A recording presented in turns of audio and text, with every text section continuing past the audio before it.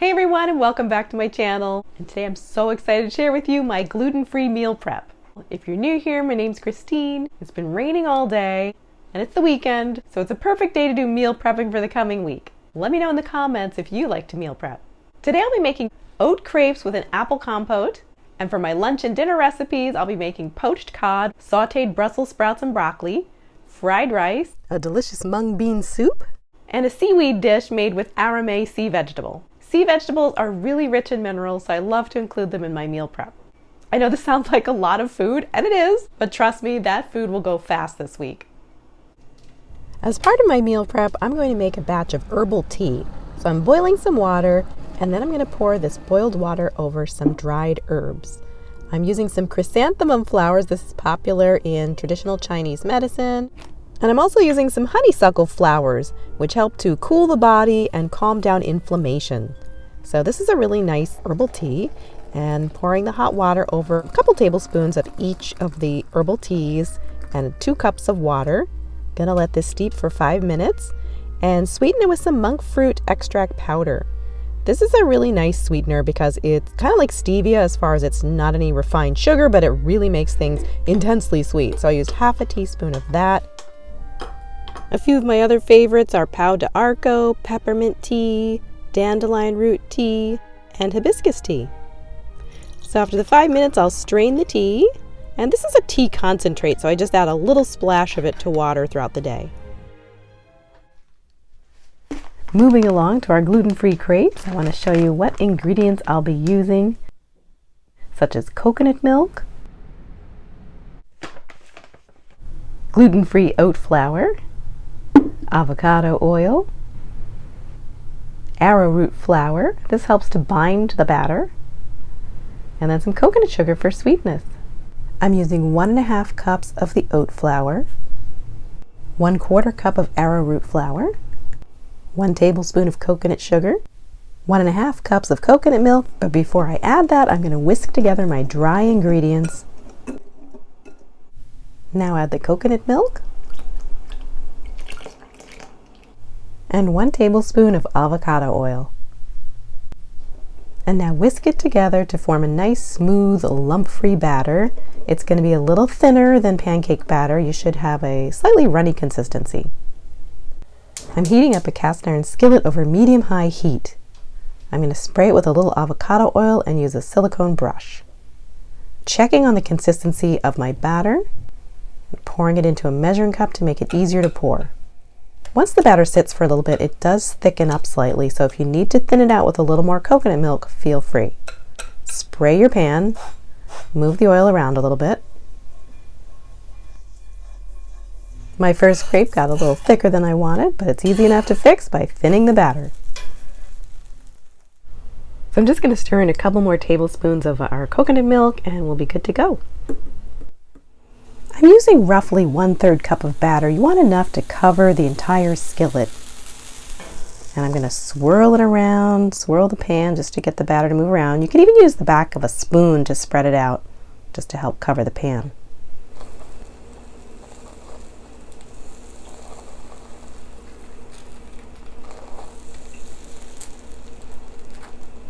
Let the crepe cook for a few minutes on one side and then carefully get your spatula around the edges to just loosen it up a bit before carefully flipping it over on the other side to cook for another few minutes.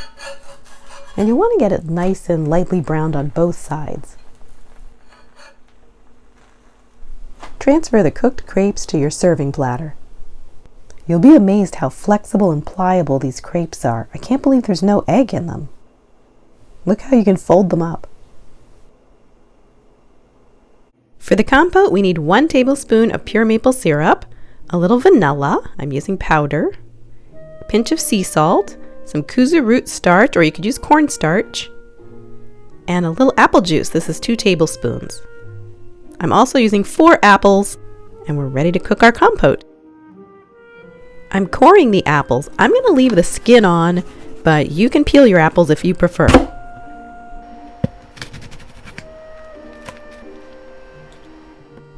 Now I'm going to slice the apples in half, and you can see there's still little parts there in the middle that I need to scoop out, so I'm going to use my melon ball tool to do that. Nice and smooth. Now let's dice up our apples into bite-sized pieces. Place the apples in a medium-sized pot. I'm going to add a couple tablespoons of apple juice, 1 to 2 tablespoons maple syrup, and then I'm going to bring it up to a boil over medium-high heat. I'm also going to add a pinch of salt. Now add vanilla powder or extract, about 1/2 teaspoon. Cover the pot. While we're waiting for that to boil, I just want to mention my thickener. I'm using kuzu root starch, but you can use cornstarch or arrowroot as your thickener. I'm going to use about 1 to 2 teaspoons, and you'll want to dilute it with cold water, a couple tablespoons. Stir it around until it's completely diluted. Once your apples have come to a boil, we're going to lower the heat to simmer on medium-low, covered for about 20 minutes until they're fork tender. Give them a little stir, and at this point we're going to add our thickener. So I'm adding the diluted kuzu, and hopefully you still have some cooking liquid remaining with the apples. If you don't and it thickens up too much, just add another splash of apple juice until you get the right consistency. The finishing touch is a dusting of powdered sugar. Serve them with maple syrup and our apple compote and you're good to go. Store any leftovers in a glass container. This tastes great over oatmeal or just even enjoy it on its own as a healthy snack.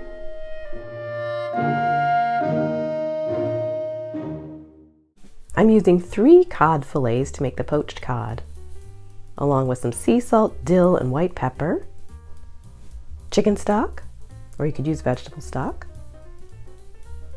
lemon juice, cabbage and carrot. First I'm going to chop up my cabbage into little bite-sized pieces. I'll need 1 cup of chopped cabbage. Now I'm slicing up 1 carrot into thin slices. Now heat up a large skillet over medium-high heat. Add a 1/4 cup of chicken stock, and then add the vegetables. Cook and stir for a few minutes. You can add a pinch of sea salt to help everything soften. Add a little splash more chicken stock to prevent sticking. And now we're going to season our fish fillets.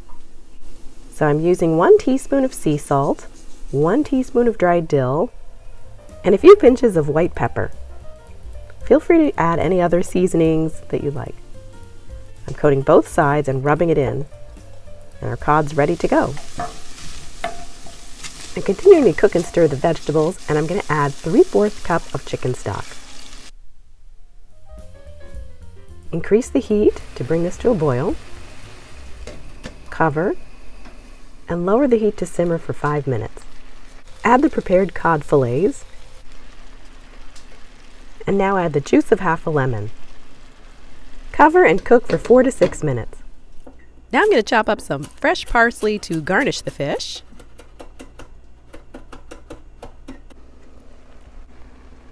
And sprinkle a little bit on each piece of cod.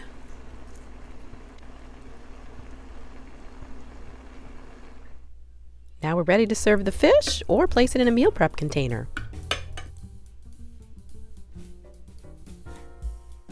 Feel free to serve it with your favorite dressing or just on its own as a simple fish dish.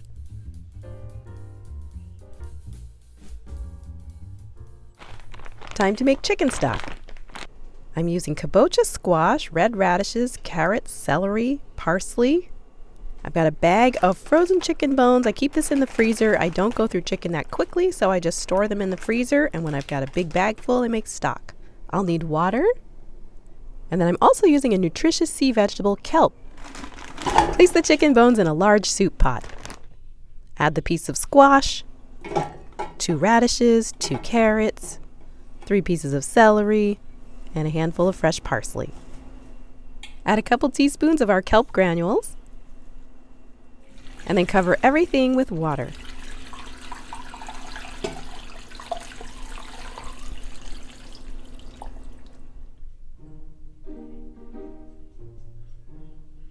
Bring this up to a boil over medium-high heat, covered.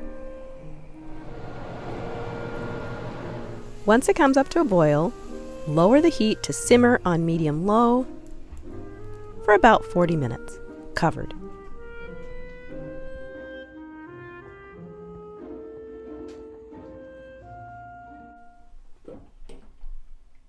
So I pretty much have a batch of this made every week. If you're vegetarian, you can leave out the bones and instead add some dried mushrooms like dried shiitake or maitake mushrooms, maybe a bigger portion of sea vegetables or something to make up for the flavor. You can add bay leaves, whatever herbs and spices you like. I'm just going to strain this out.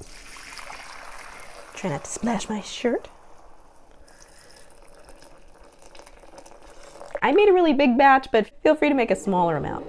And just be careful of what you strain this into. Sometimes I made the mistake of straining this right into like a big mason soup jar and it could burst on you. So don't want that to happen. Just try to use really sturdy, heavy-duty glass or stainless steel bowl or something.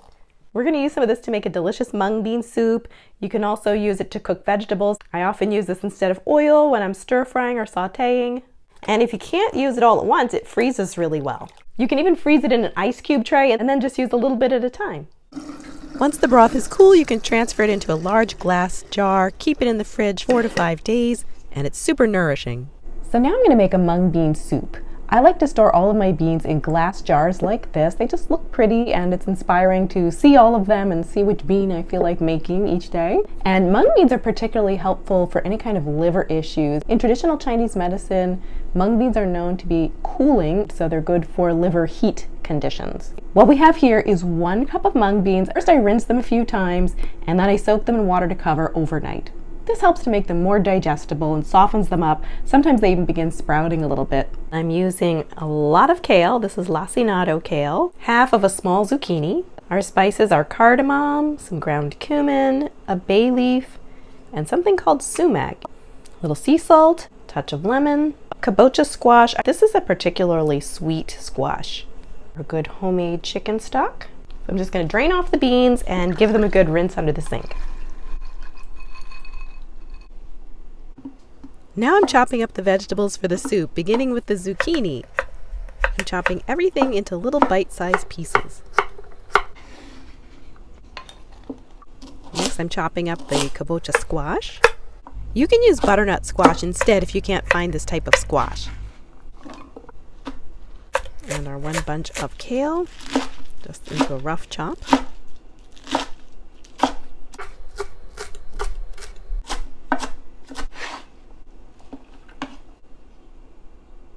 I'm going to heat up a medium-sized saucepan over medium-high heat. I'm adding about 1/4 cup of our broth. Now add 3/4 cup of the cut-up squash, 3/4 cup of zucchini. Add a pinch of salt to help them soften.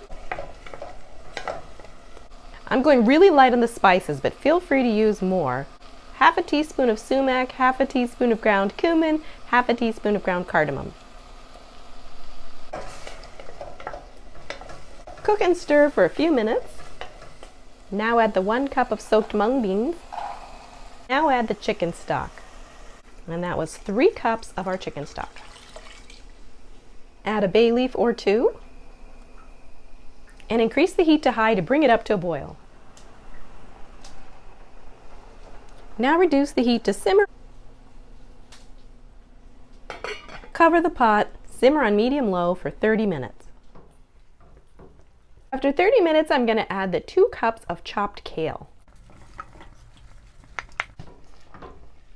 I know this looks like a lot of kale, but it's going to cook down. And if you don't want to add that much, feel free to use less. And if you want the soup a little more thinned out, you can always add a little bit more chicken stock if you like. Now cover and cook it for another 10 minutes.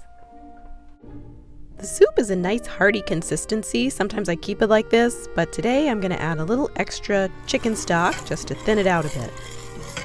I'm also adding sea salt to taste, the juice of 1/2 lemon, and let that simmer for a few minutes. Now the soup is ready to serve or package into a meal prep container. It'll keep for 4 or 5 days in the refrigerator. It freezes well too.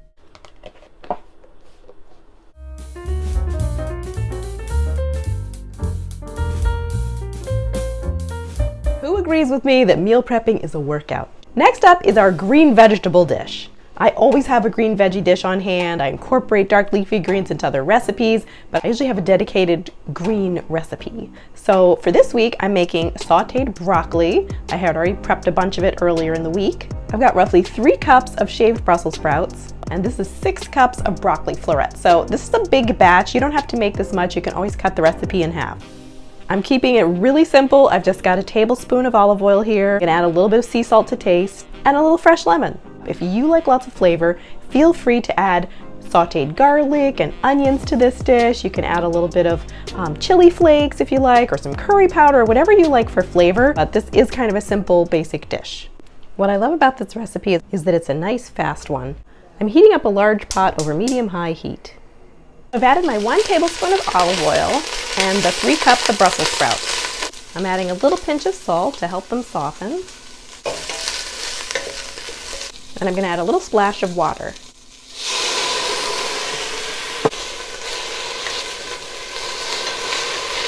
I'm going to let these cook for a few minutes on their own since they are the harder vegetable. It takes longer to cook than the broccoli. After a few minutes, go ahead and add your 6 cups of broccoli florets. And at this point, add a half cup of water. Like I said, if you like extra seasoning in here, since I'm keeping it very mild, you can go ahead at this point and add a little onion powder, garlic powder, fish sauce, Worcestershire sauce, hot sauce, whatever seasonings you like. I'm just going plain and simple. I'm going to keep an eye on this and make sure the water doesn't dry up. Add a little bit more salt to help soften the broccoli and cover it, steam it, and let it cook for a few minutes. I'm keeping the temperature up on a medium-high level, so you do want to keep a close eye on it. Don't forget about it and walk away because you could end up scorching your vegetables. Looks like we still have some water on the bottom, but I'm going to add a little touch more.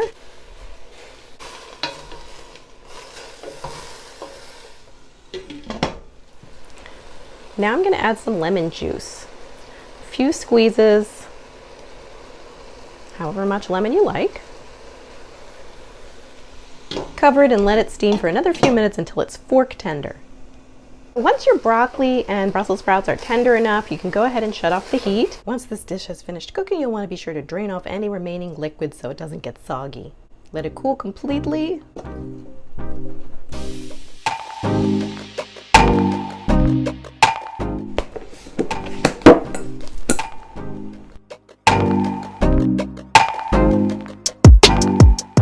I'm a big fan of sea vegetables, and I try to always incorporate them into my weekly meal prep. So what I have here is arame, and this is a nice thin, delicate sea vegetable. It does need to be reconstituted in water. It comes in dried form like this.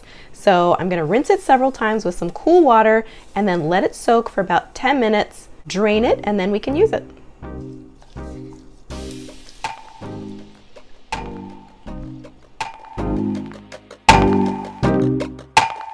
To make the arame, heat up a large skillet over medium heat.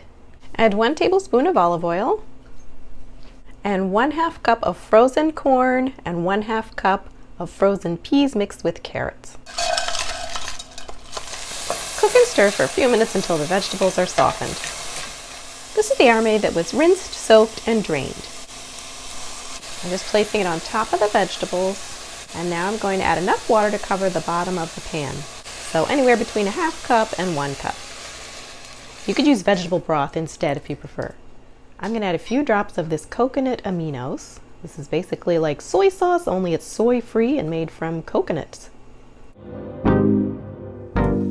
This is another recipe that I'm keeping simply flavored, but if you want to add some minced ginger, minced garlic, that would really add a nice touch. Once it comes up to a boil, I'm going to lower the heat to simmer on medium-low for about 20 minutes. Now I'm going to add about a tablespoon of our coconut aminos. And I'm going to increase the heat because we want all of that liquid to dry up. That will give the dish more flavor if it's not watery at the end.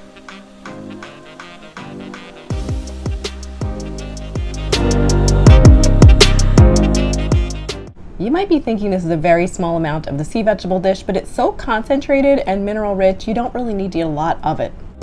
I'm going to make a fried rice dish using leftover cooked rice. Actually, it's a combination of rice and something called Job's tears or koic seeds. Sometimes this gets mistaken for a type of barley, but it's actually a gluten-free grain. I'm using 1 cup of Lotus Foods brand black forbidden rice. I know it sounds exotic. It's really delicious. It's a very mineral-rich type of rice. And then I have 1 cup of the cooked Job's tears.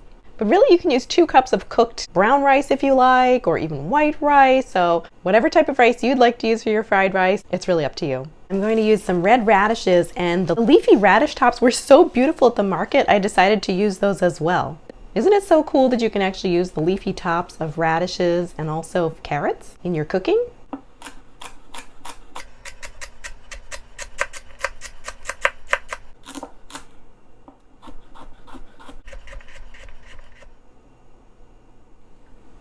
And now for the radish tops. Just going to roll them up tightly.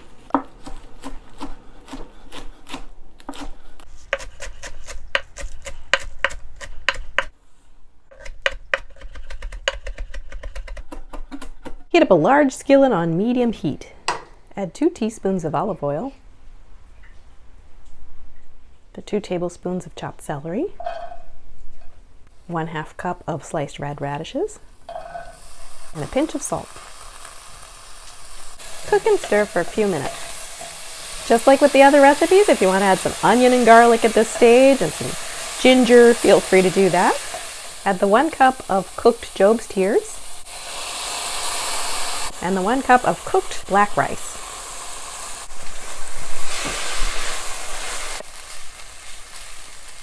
Now add the red radish tops. This is 1 cup. And 1 tablespoon of coconut aminos. Cook and stir for a few more minutes or until the radish tops are wilted. Now I used olive oil in this dish. Of course you could use sesame oil if you prefer. And that's it. This dish is ready in minutes. It's a very quick recipe.